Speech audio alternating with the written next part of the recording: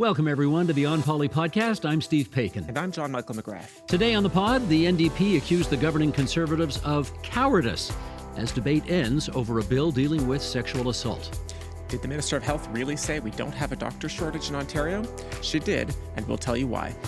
Online memes criticize governments for not responding to rising car thefts in the province, and Queen's Park responds.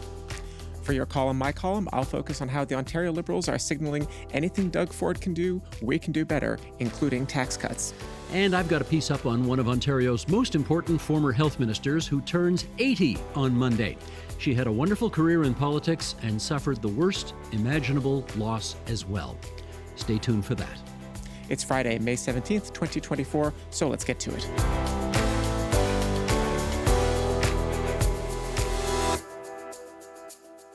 Partner, I know you're sitting there thinking to yourself, Steve, the Leafs are out of the playoffs. Why are you still wearing your Leaf jersey? And the answer is because this is no ordinary Leaf jersey. This is my Ron Ellis Leaf jersey. And Ron, as some may know, was my all-time favorite player for the Toronto Maple Leafs growing up. I met him for the first time when I was 10 years old, and it was one of those just unbelievably wonderful things where you meet your athletic hero, and he turns out to be the greatest mensch you can imagine. Wonderful. And then you become friends. And we did become friends over the years, which is truly one of the great joys of my life. And Ron, as everyone knows, died last weekend at the age of 79. I wrote a little column about him on the TVO website, tvo.org, and I am wearing his number 6 today to pay honor and tribute to him.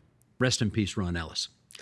And I don't know what team that is, but it's not the Leafs, and I don't know what it is. Go ahead. What are you wearing? Although there is at least a little bit of a childhood connection here in the sense that when I was very young, and this is something my wife discovered when we very late in our relationship, became a big nerd for Godzilla movies, and when she discovered this, she was kind of stunned, but she rolls with it now and understands that I'm a big fan of Godzilla movies. And so she bought me this shirt a while back. And so it is festooned with various, Godzillas and Rodans and Mothras and all of the monsters of the great Godzilla universe. And I was wearing this shirt last weekend, and somebody stopped me. I was downtown Toronto, and they said, "That's a great T-shirt. Actually, are you John Michael McGrath?" So apparently, I've built a bit of a personal brand based on silly T-shirts in this podcast.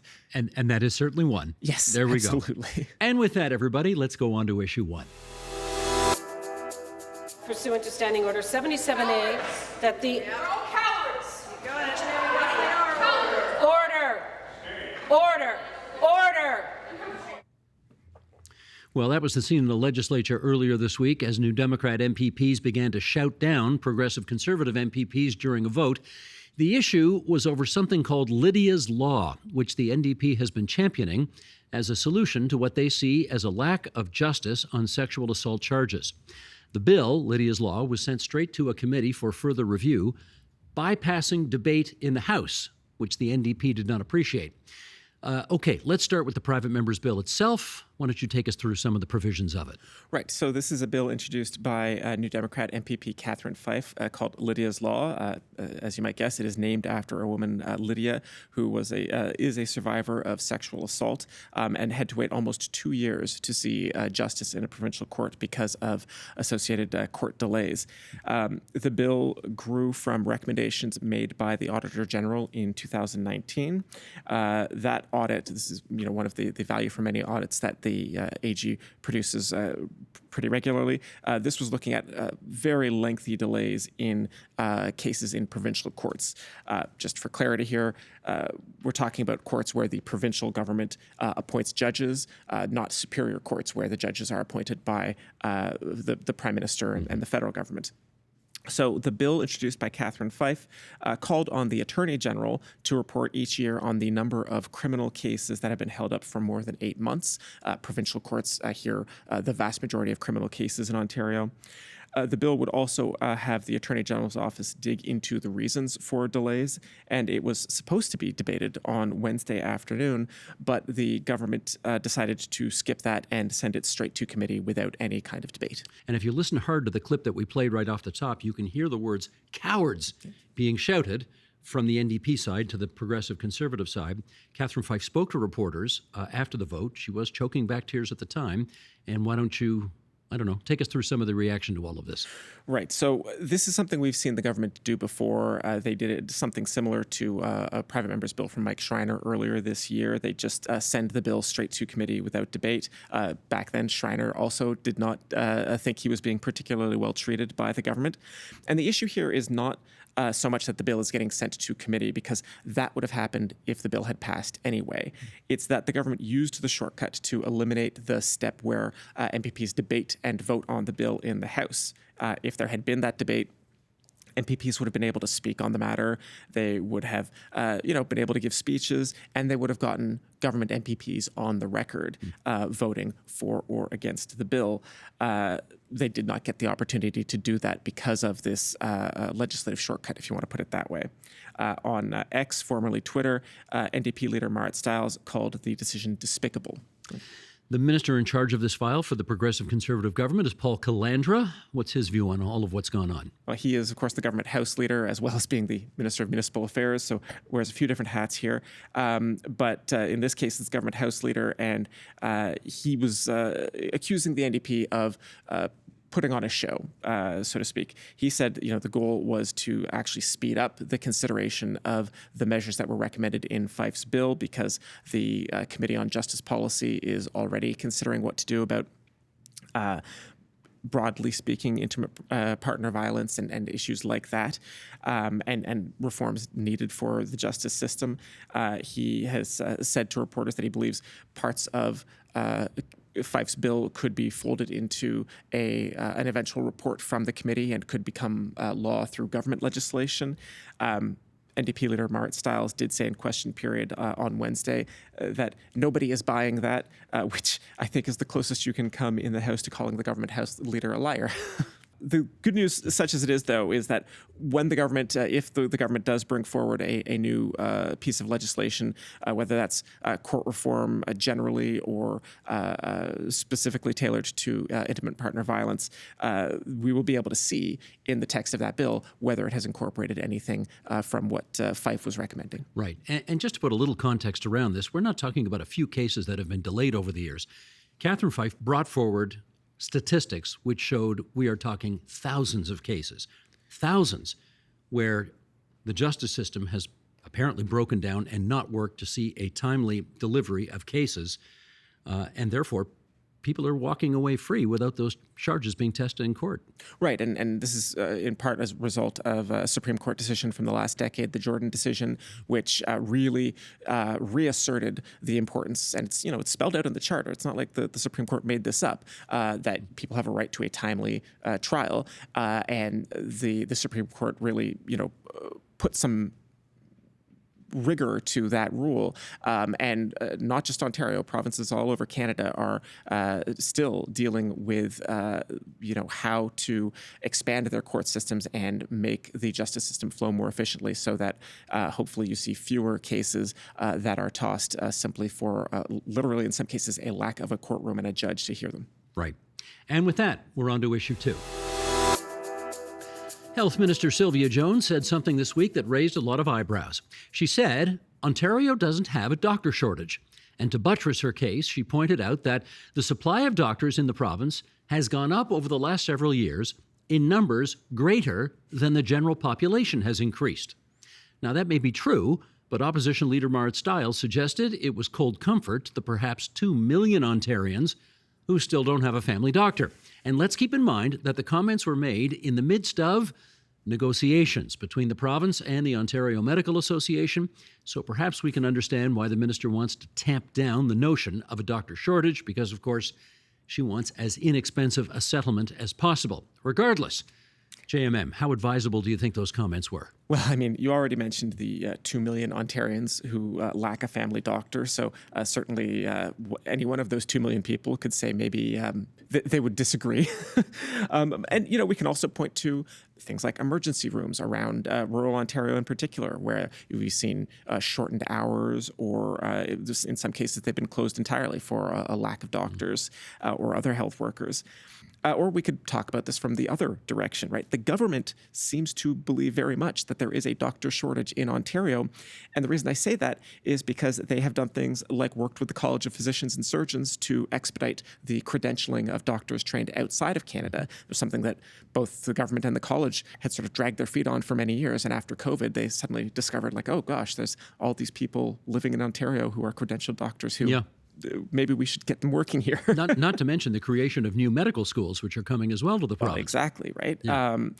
So I think any way you look at it, the government actually does know that there is a doctor shortage. As you say, we can sort of guess as to why the Minister of Health would say that the shortage is not as severe, or maybe that she would like to believe it doesn't exist. But in the context of these negotiations, I don't think it made the government look very good. It makes it look like they don't know what's going on. Well, and doctor shortages are not the only problem in the healthcare system as it relates to shortages. You got some more for us? I do, indeed. The Canadian Press reported this week that the government's own briefing documents are forecasting some pretty severe shortages for nurses and PSWs in long-term care. A shortage of 33,000 nurses and 50,000 more PSWs will be needed in less than a decade. Not meant to be a smart aleck question, but how do we know that? Not a smart aleck question, because that's part of the story. How these numbers came out and how we get to talk now about the terrible state of Canadian access to information laws. Bit of a hard turn here, but we're going to make it. In this case, Global News had requested these numbers after a 2022 request under Ontario's Freedom of Information law. The government had redacted those numbers. Global appealed, but was denied. Well, but you just read the numbers, so obviously you know them, we know them. How do we know them?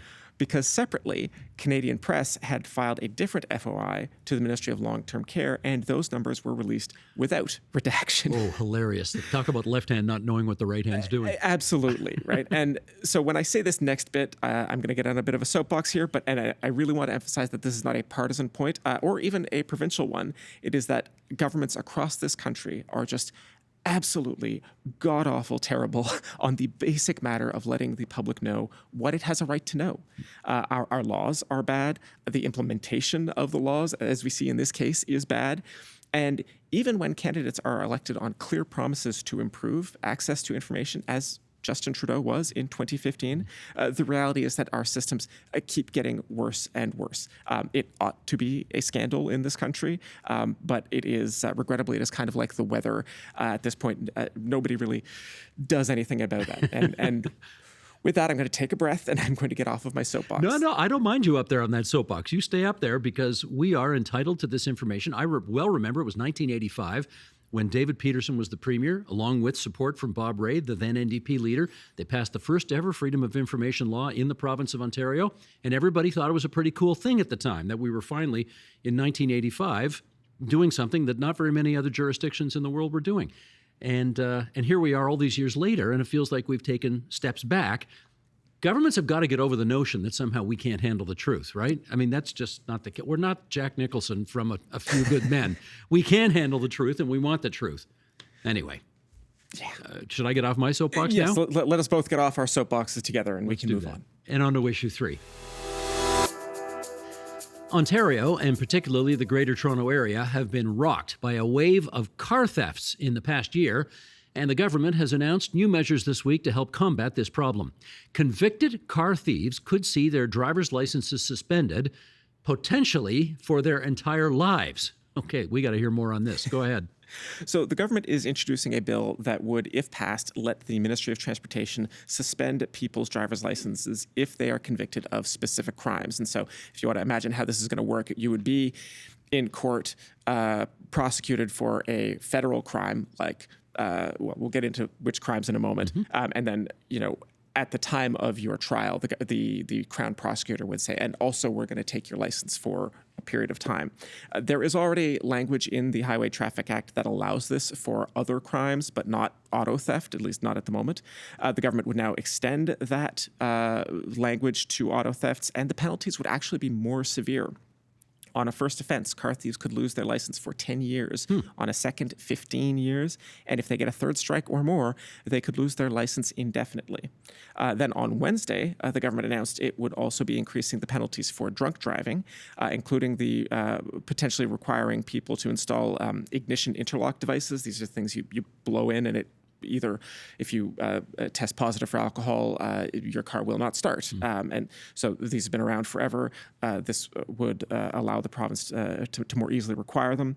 And the government is also proposing to stiffen the penalties for stunt driving, though in that case, if I'm reading the government's announcements correctly, it is more comparable to the way other crimes are already treated in the Highway Traffic Act. Well, let's follow up on that for a bit. What other alleged crimes can people lose their driver's licenses for? Right. So you won't necessarily have your license suspended for all of these, but many of them are what you would think, right? Drunk driving, refusing an alcohol test, fleeing the scene of an accident, dangerous driving, causing bodily harm or death. These can all already see your license suspended. Also, while I was researching this, I stumbled across the fact that you can have your license suspended for treason or mutiny, which delights me for some reason. Did not know that. That's a new one. Okay, good. But one question I've got, and we haven't seen the legislation's full text yet as we record this, but it sounds like the penalties for auto theft could actually end up being stiffer than the penalties for killing someone, at least if alcohol isn't involved. Well, that's potentially, I can see a civil rights lawyer doing something with that. Right. And so, the first person who has their license suspended under this law is very likely to launch a charter challenge. We've seen it before when, for example, the federal government strengthened drunk driving rules. One of the things courts will look at is whether the penalties the government imposes are proportional to the problem they are trying to solve. And I don't know necessarily, again, I will say again, I am not a lawyer, but this kind of disjuncture between a penalty for drunk driving or a penalty for auto theft versus a penalty for killing somebody, the court could say, actually, this makes no sense, and these penalties don't pass charter muster because of that. Now, I mean, nobody is arguing here that car theft or drunk driving certainly are not valid problems for the provincial government to try to suppress. But I am curious about whether the courts will look at the disparity here and have something to say. Indeed. And now, on to the stuff we wrote this week. Time now for our regular feature, Your Column, My Column, in which JMM and I reminisce about the stuff we wrote for TVO.org over the past week. And JMM, what do you got teed up this week? Well, my column this week is about Bonnie Crombie trying to out-populist Doug Ford. I like that piece, actually. And this is, let's go a little back and forth on this, because I think this is a really fascinating topic.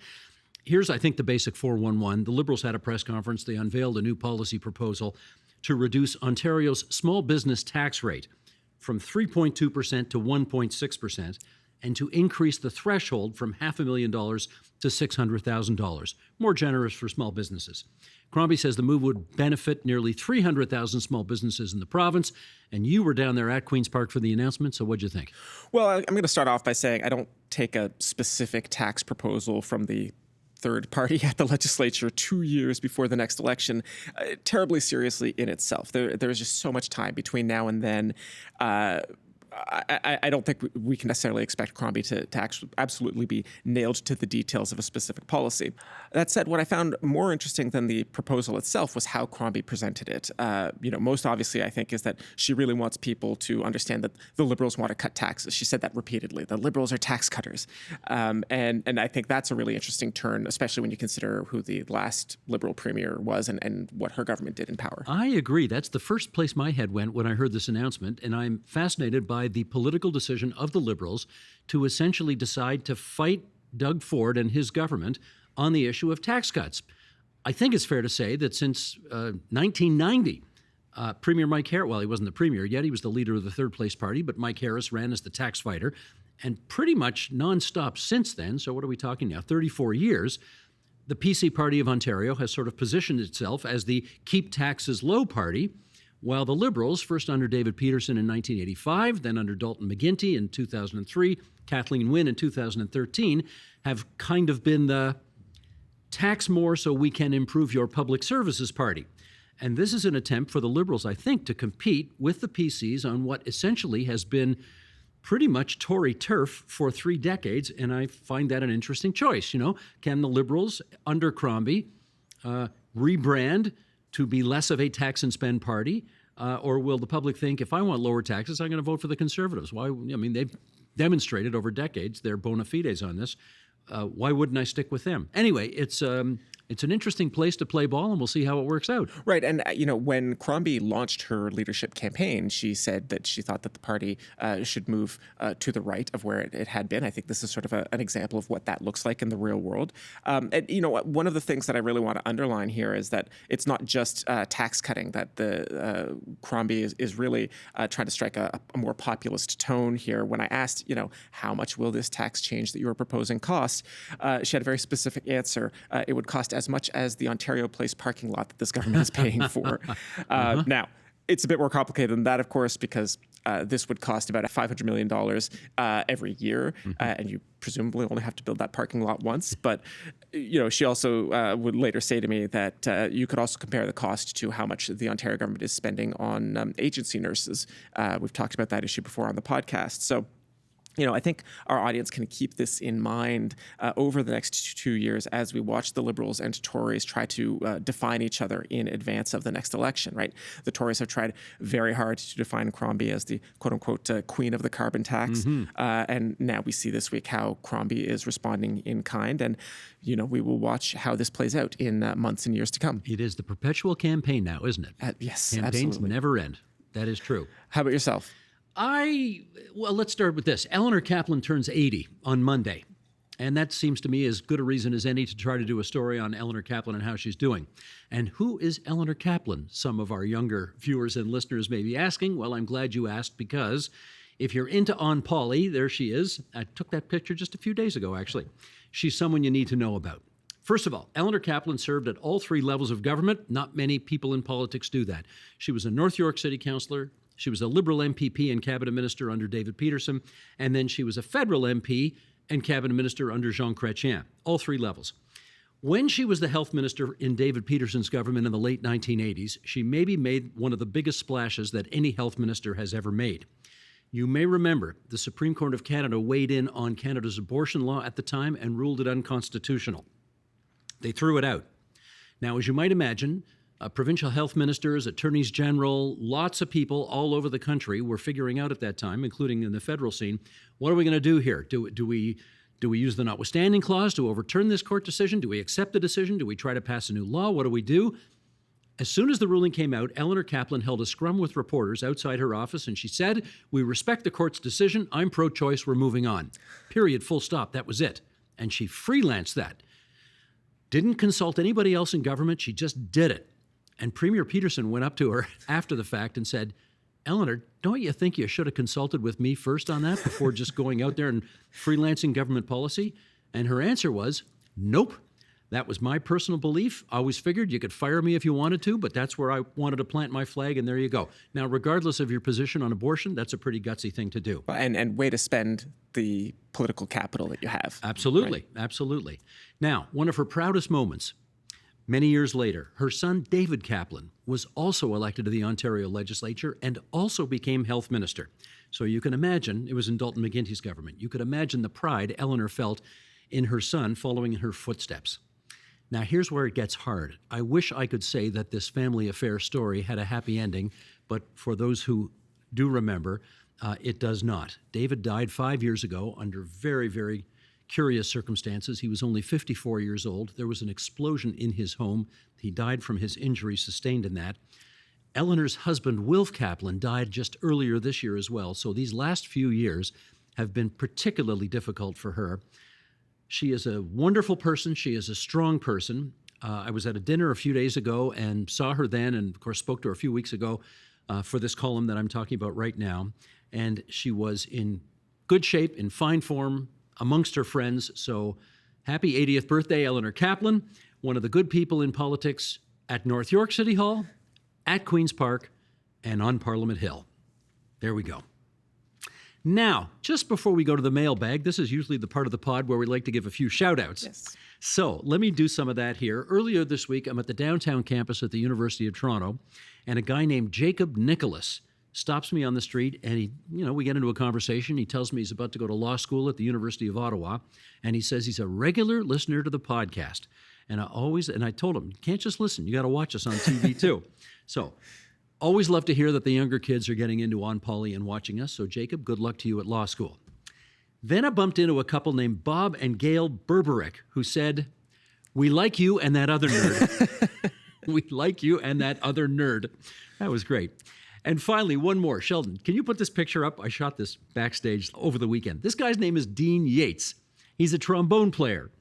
Now, I'm on stage last weekend in Hamilton hosting a 40th anniversary celebration for the Hamilton All-Star Jazz Band, which my dad has been a volunteer for years.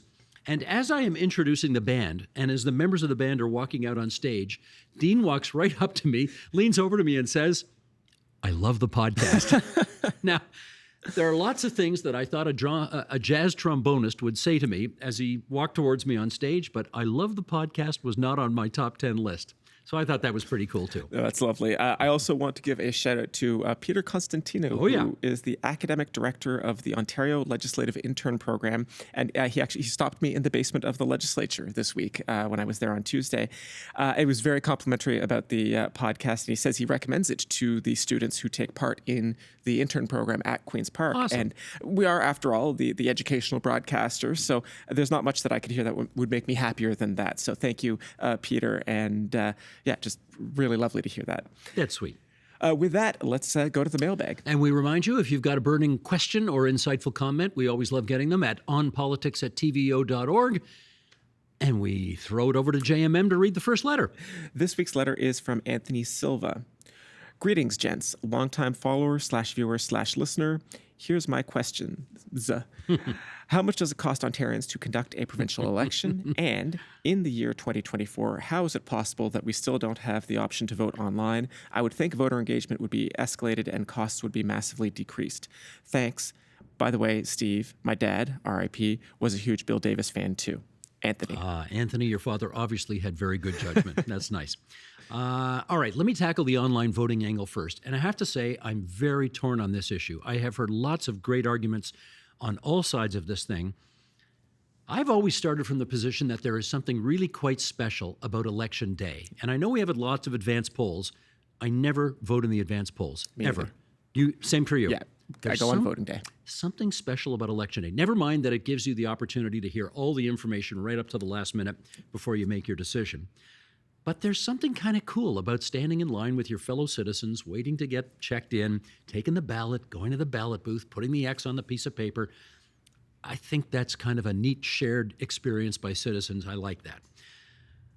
I do think it's an issue that we have our elections on days of the week where lots of people work, and therefore sometimes tough to get a time off work. I know the employer is supposed to give you time off work, but doesn't always happen.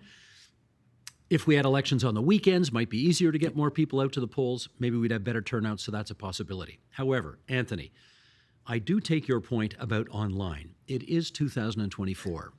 People can do their banking online. That's pretty secretive stuff. Doctors can send x-rays of, your body parts to each other online. That's also, pretty private stuff.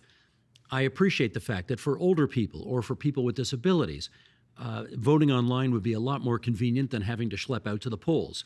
So where am I after all of that? Right where I started. I don't know. I'm of two minds. How about you?